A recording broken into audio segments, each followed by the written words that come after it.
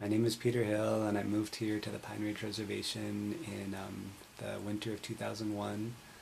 I worked for a year at Little Wound School in Kyle, in the northeastern part of the reservation, and then I worked at Red Cloud School near Pine Ridge for 10 years, 7 years teaching social studies, and 3 years with the Lakota language. And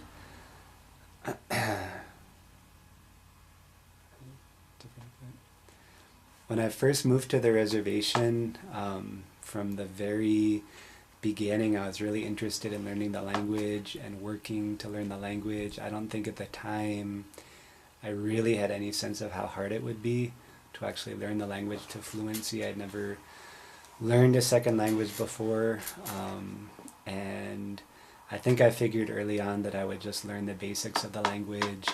At the time, I was preparing to work at Little Wound School, and I was under the false impression that most of the students and most everybody here on the reservation would be Lakota speakers, and because of that I would need to be fluent, or I would need to at least understand the language to know what the kids were talking about when they were chatting to each other. I quickly found out that wasn't the case, that there are many fewer speakers than I originally thought, and almost no really young speakers.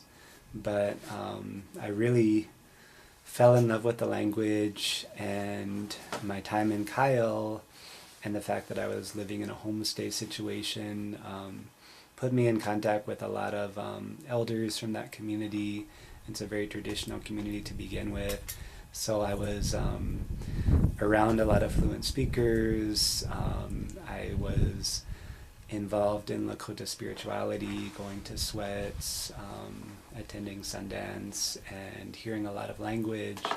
And even though the majority of people, even there in the district where Kyle is, were not speakers of the language, I still, it was really important to me as someone who intended to live on the reservation essentially permanently if I could, that if I was going to live here in the Lakota homeland, that it was important for me to learn the language in the same way that I would if I moved to a foreign country, that I would need to prioritize learning the language out of respect. I felt bad that if I was talking to local elders, or I was talking to someone in a conversation who was a Lakota speaker, I felt bad that they had to speak to me in their second language.